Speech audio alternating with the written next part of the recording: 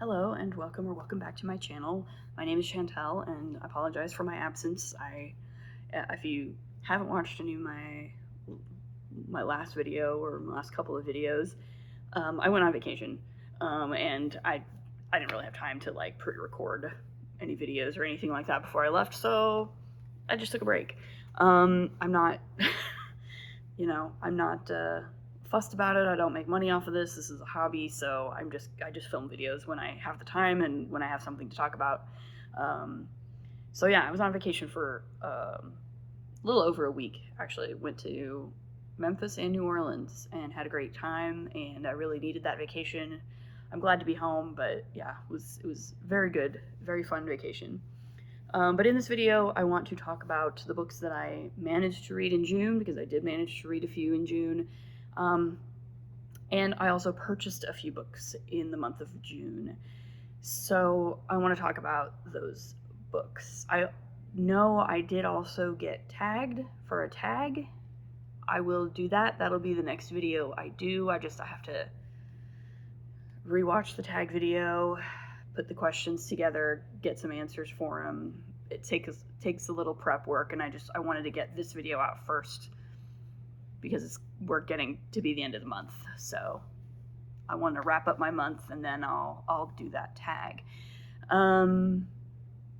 Yeah, so let's get started. I read 4 books in the month of June, which is honestly, I would say that's more than I expected to read in the month of June, given that it's the month that I have my vacation. And also I've been playing Baldur's Gate 3, and also they finally announced the new Dragon Age game, which is coming out this fall, and so Hot Dragon Age summer has already begun, and I am fully back on my Dragon Age bullshit. So all of that put together means that 4 books actually feels pretty good for the month. So yeah, let's talk about the 4 books I finished in the month of June. The first book I finished in the month of June was Great Expectations by Charles Dickens. I really enjoyed this book.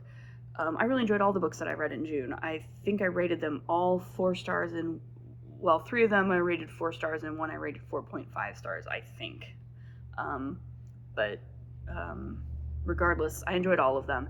But yeah, I really enjoyed Great Expectations. The more 19th century Victorian literature I read, the more I'm like, yeah, I really enjoy this. Like pretty much every single sort of Victorian 19th century English novel I've read, I've enjoyed. I think I am just a Victorian literature girly, and I'm starting to embrace that more fully. And yeah, this is actually my first Dickens. My first time actually sitting down and reading Dickens. I'm very familiar with a lot of the stories that Dickens wrote from like movie adaptations and such. So like I know a lot of the overall stories. But I just never, like, for whatever reason, I just never gotten around to sit down and actually read one of his books. So yeah, this was pretty good. I will say I feel like the ending was a little bit weird, but I get the impression that maybe he was having an argument with his publisher about how to end the book, and the ending of this book the ending that we got ended up being kind of a compromise ending. Maybe. That's kind of the vibe I got from the ending of this book. But like the atmosphere, the characters are all super great. Obviously Miss Havisham is like a really fascinating character, a really fascinating figure in literature. And again, I was familiar with her. I knew the name. I was familiar with the general vibe and aesthetic, but I've never read the book itself. And so it was interesting to finally read that and get, the OG Miss Havisham. And it was an excellent book. Definitely very emotional at times. It made me feel a lot of things. It often made me laugh. It often made me feel sad. And yeah, Dickens's prose is really readable. It's really, it flows really well. It's not at all difficult, not in the least. And Yeah, it was a really easy breezy read, frankly, for being as long as it is, for being almost like 500 pages long, over 500 pages long. So yeah, it was quite enjoyable, and I'll definitely be reading more Dickens in the future. And the next book I read this month was Godkiller by Hannah Kaner. This has been on my TBR shelf for a few months, since I purchased it from Book Outlet a while back. And yeah, I enjoyed this one as well. It's a little bit shorter. It's a quicker read. It really tosses you into the world, and just sets off really fast. It's a pretty classic story, I feel like, of, a group of people that are all traumatized and all have secrets, who find themselves having to work together towards a common goal for various reasons. And as they go on this journey together, they form bonds with each other, and secrets come out, and they learn more about each other, and they find this sort of, it becomes a kind of found family, like a traumatized found family situation. And yeah, the world building is really interesting. There's some mysteries, there's magic, there's obviously gods that are very changeable, or you never quite know if a god is gonna be good, and helpful, or if they're gonna attack you and try to kill you or whatever. So yeah, I think this book worked really well for me. It was a fun little read, and I'm looking forward to reading the sequel to it. So yeah, that's Godkiller by Hannah Kaner.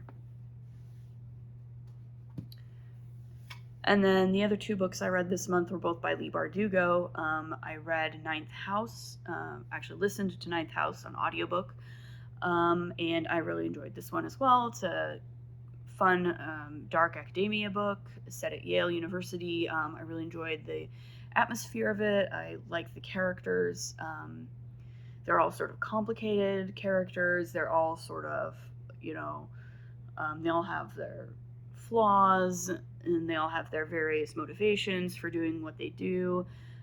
There's some mysteries, some murder mysteries sort of scattered in there, and a lot of commentary about our class system in America, and how that translates into these sort of upper class Ivy League colleges, and how those dynamics play out on these college campuses, sometimes in very nasty ways. I really enjoyed it. I like Leigh Bardugo's prose. As I've said previously, I read Shadow and Bone many years ago when it first was published, and I didn't care for it that much, mostly because it was just very, very, very YA, and I just wasn't into that kind of YA at that time. But I did really enjoy Ninth House, and I will definitely be reading the sequel to it soon. And then the final book I read is also by Leigh Bardugo. This is her most recent release, called The Familiar. And this is a historical fantasy set in 16th century Spain, just not long after the defeat of the Spanish Armada by the English Navy. This one, I enjoyed it a lot.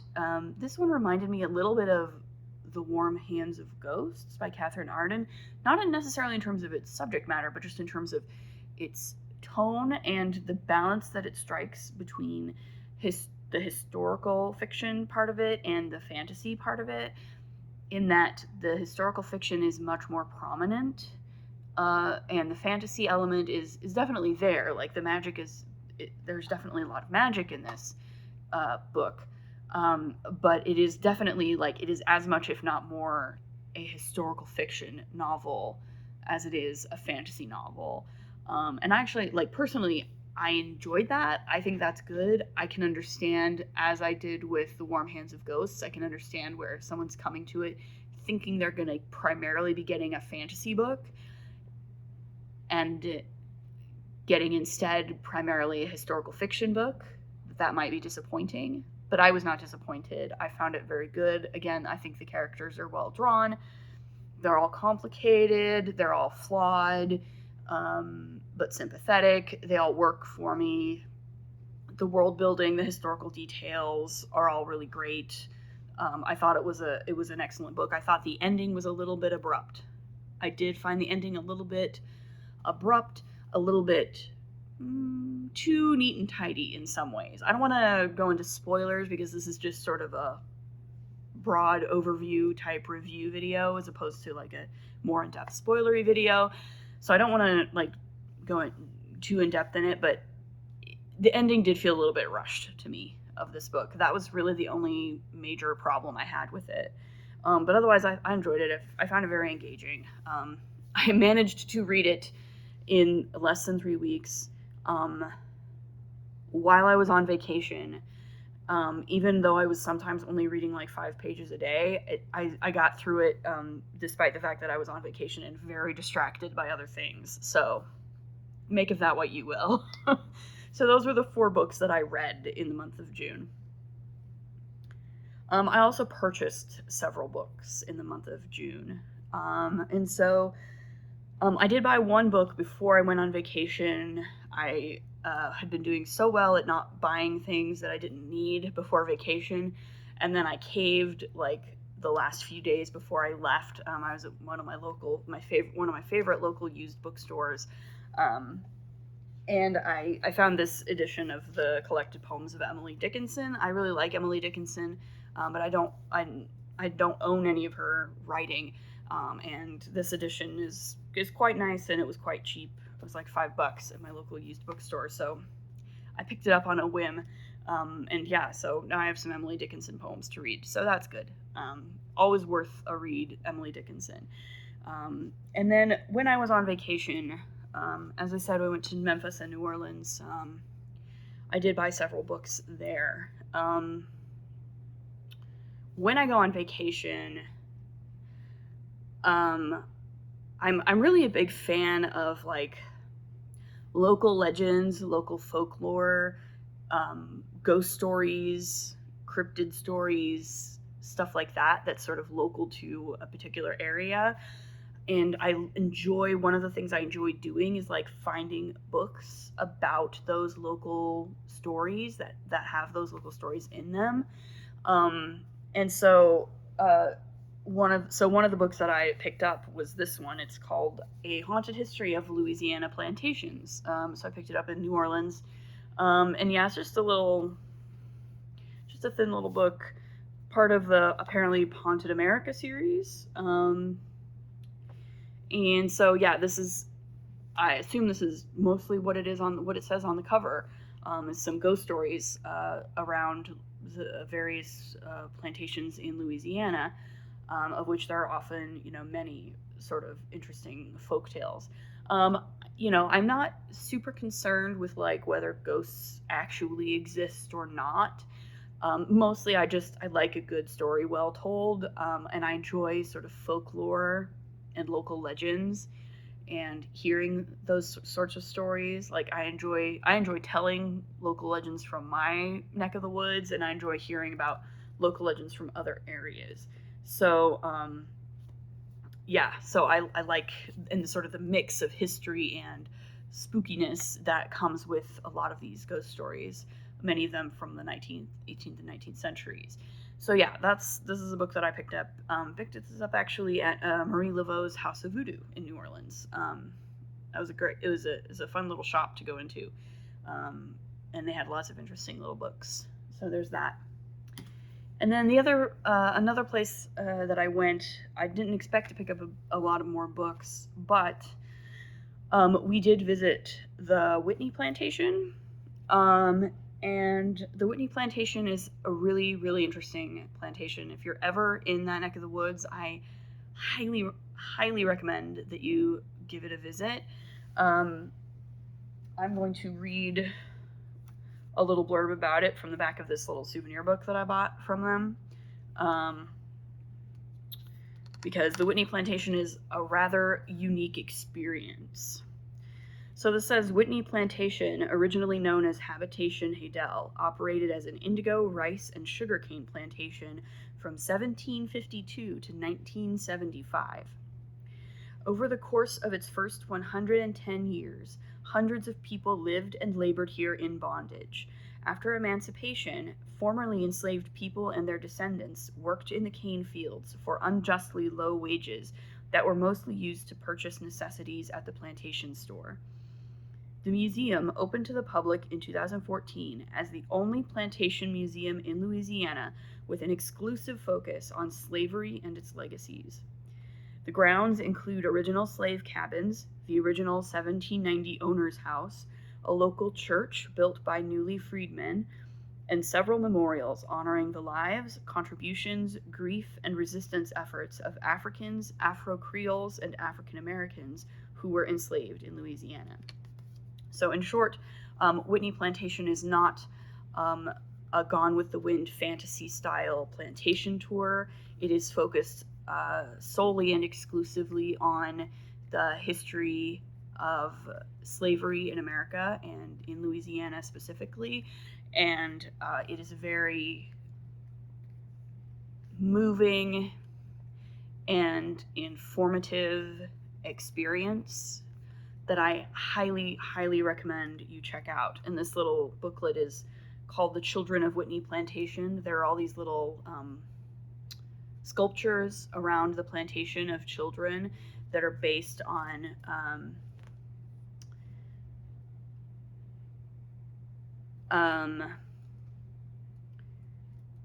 real people, many of whom gave oral histories in the late 1930s about their experiences with enslavement before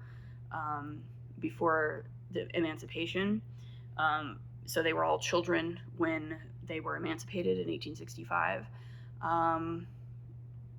So yeah, Caesar's and this little booklet shows you photos of all of the sculptures and gives you quotes from the people who actually lived in slavery. So this is a really good little souvenir booklet that I picked up. They also have a great little shop with a lot of really interesting books about the history of slavery and related subject matter. And so I picked up a few other books because I couldn't help myself. There's a lot of interesting books there. Frankly, this was me being restrained because I really wanted to pick up like about 8 more books when I was there. So I picked up this essay collection by Ta-Nehisi Coates. It's called We Were 8 Years in Power, An American Tragedy. The quote, We Were 8 Years in Power, was sort of the lament of the 19th century Black politicians when when the post-war Reconstruction ended in failure, and white supremacists basically reclaimed control of the political systems of the southern U.S., and the rise of the Ku Klux Klan happened, and lynchings increased, and eventually, of course, Jim Crow laws came into being. So these essays are all about sort of modern America and about the ways in which the failed Reconstruction has sort of echoes in modern American politics. I have not read a ton of Ta-Nehisi Coates, but obviously I want to, so I was really excited to find this essay collection at the Whitney Plantation. I also picked up this interesting book, The Strange History of the American Quadroon, which is, it's subtitled Free Women of Color in the Revolutionary Atlantic World. So this is a really interesting history that's somewhat specific to sort of Louisiana area,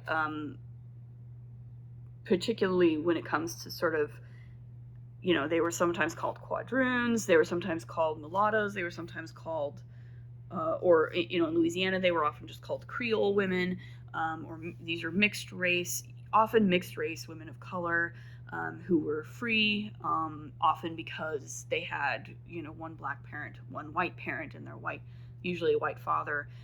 and often their white father would emancipate them, and then they would be free. And yeah, this is a really interesting sort of cultural study, I feel like, of these people in this particular time in the antebellum period before the Civil War. So that's that. And then I also picked up the last book I picked up is The Devil's Half-Acre by Kristen Green. If you don't know, this is the story of an enslaved woman, Mary Lumpkin, who she emancipated a Virginia slave jail, and that slave jail eventually came to be founded as one of the first